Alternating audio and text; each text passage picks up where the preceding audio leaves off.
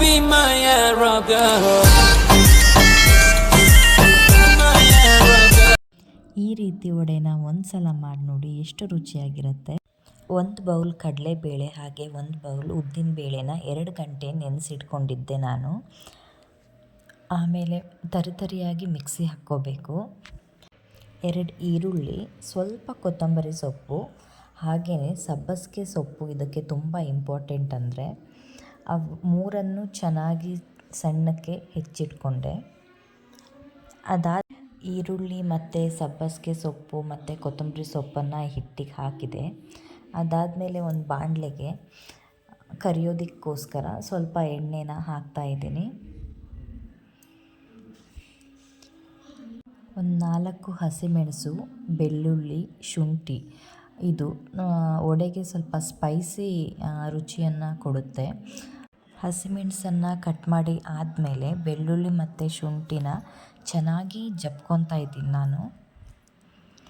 ಉದ್ದಿನಬೇಳೆ, ಕಡಲೆಬೇಳೆನ ತರಿಯಾಗಿ ರುಬ್ಬಿಟ್ಕೊಂಡಿದ್ವಲ್ಲ, ಅದಕ್ಕೆ ಈರುಳ್ಳಿ, ಸಬ್ಬಸಿಗೆ, ಕೊತ್ತಂಬರಿ ಹಾಕಿ ಆದಮೇಲೆ ಈಗ ಮೆಣಸು ಹಾಗೆಯೇ ಶುಂಠಿ ಬೆಳ್ಳುಳ್ಳಿ ಪೇಸ್ಟನ್ನು ಸಹ ನಾನು ಅದಕ್ಕೆ ಆ್ಯಡ್ ಮಾಡ್ತಿದ್ದೀನಿ. ಮಳೆಗಾಲದಲ್ಲಿ ಏನಾದರೂ ಸ್ಪೈಸಿಯಾಗಿ ತಿನ್ನಬೇಕು ಅಂದರೆ ಇದನ್ನ ಮಾಡ್ಕೊಂಡ್ರೆ ಮಾತ್ರ ತುಂಬ ಚೆನ್ನಾಗಿರುತ್ತೆ. ಹಾಗೆಯೇ ಇದಕ್ಕೆ 4 ಸ್ಪೂನ್ ನಾನು ಅಕ್ಕಿ ಹಿಟ್ಟನ್ನು ಮಿಕ್ಸ್ ಮಾಡ್ತಾಯಿದ್ದೀನಿ. ಆ ಹಿಟ್ಟಿಗೆ ಎಷ್ಟು ಬೇಕು ಆ ಪ್ರಮಾಣದಲ್ಲಿ ನೀವು ಅದಕ್ಕೆ ಎಷ್ಟು ಬೇಕು ಅದನ್ನು ಮಾಡ್ಕೊಳ್ಳಿ. ನಾನು 4 ಸ್ಪೂನ್ ಹಾಕ್ತಾಯಿದ್ದೀನಿ.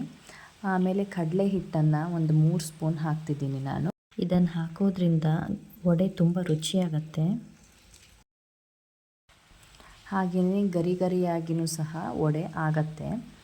ಆಮೇಲೆ ಉಪ್ಪನ್ನು ಹಾಕ್ತಾಯಿದ್ದೀನಿ ರುಚಿಗೆ ಬೇಕಾದಷ್ಟು.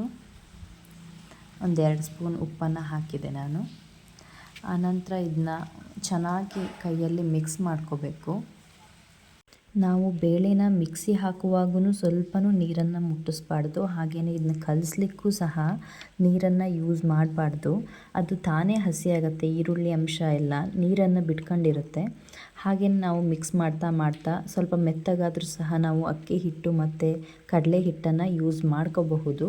ಒಂದು ಹದ ನಿಮಗೆ ಗೊತ್ತಾಗುತ್ತೆ ಯಾವ ಕನ್ಸಿಸ್ಟೆನ್ಸಿಲಿ ನಾವು ಕಲಸಿದ್ರೆ ಕೈಯಲ್ಲಿ ವಡೆ ಚೆನ್ನಾಗಿ ಮಾಡಬಹುದು ಅನಿಸುತ್ತಲ್ಲ, ಆವಾಗ ಮಾಡ್ಕೋಬಹುದು.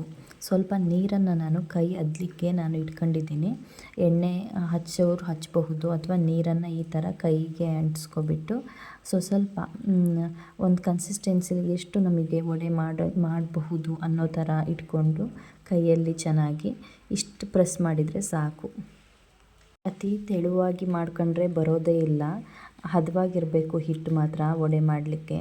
ಹೀಗೆ ತುಂಬ ಈಸಿಯಾಗಿ ಸ್ವಲ್ಪ ನಾವು ಎಷ್ಟು ಬೇಕು ವಡೆ ಯಾವ ಸೈಜಲ್ಲಿ ಬೇಕು ಆ ಥರ ನಾವು ತಕ್ಕೊಂಬಿಟ್ಟು ಅದನ್ನ ಉಂಡೆ ಮಾಡ್ಕೊಬಿಟ್ಟು ಸ್ವಲ್ಪ ಪ್ರೆಸ್ ಮಾಡಿದರೆ ಆಯಿತು. ತುಂಬಾ ಚೆನ್ನಾಗುತ್ತೆ, ಈಸಿನೂ ಹೌದು ಇದು. ಮಳೆಗಾಲಕ್ಕೆ ಮಾತ್ರ ಸ್ನ್ಯಾಕ್ಸ್ ಆಗಿ ಆರಾಮವಾಗಿ ಮಾಡ್ಕೋಬಹುದು ತುಂಬ ಈಸಿಯಾಗಿ ಮನೆಯಲ್ಲೇ. ಪೇಟೆಯಲ್ಲಿ ಯಾವ ಥರ ಇರುತ್ತೋ ಅದೇ ಟೇಸ್ಟೇ ಬರುತ್ತೆ ವಡೆ. ಎಷ್ಟೋ ಜನ ತುಂಬ ಕಷ್ಟ ವಡೆ ಮಾಡೋದು ಅಂಥೇಳಿ ಮಾಡೋದೇ ಇಲ್ಲ. ಈಗ ನಾನು ತೋರಿಸಿರೋ ಥರ ನೀವು ಈ ರೆಸಿಪಿನ ಮಾಡಿ, ತುಂಬ ರುಚಿಯಾಗಿರುತ್ತೆ ನಿಜವಾಗ್ಲೂ. ಟ್ರೈ ಮಾಡಿ ನೋಡಿ ಒಂದು ಸಲ. ನಿಮ್ಮ ಮನೆಯವರಿಗೆ ನೀವೇ ನಿಮ್ಮ ಕೈಯಾರೆ ಈ ಥರ ರೆಸಿಪಿನ ಮಾಡಿಕೊಟ್ರೆ ತುಂಬ ಚೆನ್ನಾಗಿದೆ ಅಂತ ಅವ್ರು ಅಂದಾಗ ನಿಮಗಾಗೋ ಖುಷಿ ಇದೆಯಲ್ಲ, ಅದಕ್ಕೆ ಬೆಲೆನೇ ಕಟ್ಟೋದಕ್ಕಾಗಲ್ಲ. ಇಲ್ಲಿ ನೋಡಿ, ನಾನು ಇದೇ ಥರನೇ ಮಾಡಿ ಇಟ್ಕೊಂಡಿದ್ದೀನಿ ಒಂದು 5-6. ಆಮೇಲೆ ಗ್ಯಾಸನ್ನು ಹಚ್ಚಿಬಿಟ್ಟು ಎಣ್ಣೆ ಕಾಯ್ಲಿಕ್ಕೆ ಇಡ್ತಾಯಿದ್ದೀನಿ. ಈ ಎಣ್ಣೆ ಅತಿ ಜಾಸ್ತಿನೂ ಕಾಯಬಾರ್ದು, ಮೀಡಿಯಮ್ ಫ್ಲೇಮಲ್ಲಿ ಇಟ್ಟು ಒಂದು 5 ನಿಮಿಷವಾಗಿ ಕಾಯಿಸಿ ಅಷ್ಟರ ಮೇಲೆ ಎಲ್ಲ ವಡೆಗಳನ್ನ ನಾನು ಅದಕ್ಕೆ ಹಾಕ್ತಾಯಿದ್ದೀನಿ. ವಡೆ ಮಾತ್ರ ಚೆನ್ನಾಗಿ ಬೇಯಬೇಕು. ಒಳಗೆ ಎಲ್ಲ ಚೆನ್ನಾಗಿ ಬೆಂದರೆ ಮಾತ್ರ ಅದು ಸ್ಪೈಸಿ ಆಗುತ್ತೆ, ಗರಿ ಆಗುತ್ತೆ. ಅರ್ಧಂಬರ್ಧ ಬೇಯಿಸಿದರೆ ಖಂಡಿತವಾಗಿಯೂ ಅದು ಮೆತ್ತಗಾಗ್ಬಿಡುತ್ತೆ. ಮೀಡಿಯಮ್ ಫ್ಲೇಮಲ್ಲಿ ಇಟ್ಟು ಬೇಯಿಸಿದರೆ ತುಂಬ ಚೆನ್ನಾಗುತ್ತೆ, ಗರಿನೂ ಆಗುತ್ತೆ ಸಹ. ಅದು ಗೋಲ್ಡನ್ ಬ್ರೌನ್ ಬರೋ ಅಷ್ಟು ಕಲರು ಎರಡೂ ಕಡೆಯೂ ನಾವು ವಡೆನ ತಿರುಗಿಸ್ತಾ ಬೇಯಿಸ್ಕೋಬೇಕು. ಮೀಡಿಯಮ್ ಫ್ಲೇಮಲ್ಲಿ ಬೇಯಿಸಿದರೆ ಸಾಕು. ಒಂದು 5 ನಿಮಿಷಕ್ಕೆ ಒಂದೊಂದು ಬಾಣಲಿ ನಾವು ಚೆನ್ನಾಗಿ ಕರ್ಕೊಬಿಡ್ಬೋದು. ಎಷ್ಟೇ ಇದ್ದರೂ ಸಹ ಚೆನ್ನಾಗಾಗಿದೆ. ಇವಾಗ ಗೋಲ್ಡನ್ ಕಲರ್ ಬಂದಿದೆ. ಇಷ್ಟಾದರೆ ಸಾಕು, ನಾವು ತೆಕ್ಕೊಂಡು ಸರ್ವ್ ಮಾಡ್ಕೋಬಹುದು. ಅಷ್ಟನ್ನು ನಾನು ತೆಗಿತಾ ಇದ್ದೀನಿ. ಚೆನ್ನಾಗಿದೆ, ತುಂಬಾ ರುಚಿಯಾಗಿಯೂ ಇರಬಹುದು. ಒಂದು ಸಲ ನೀವು ನಿಮ್ಮ ಮನೆಯವರಿಗೆ ಈ ರೀತಿ ವಡೆನ ಮಾಡಿ ಸರ್ವ್ ಮಾಡಿ, ತುಂಬಾ ಚೆನ್ನಾಗಿರುತ್ತೆ.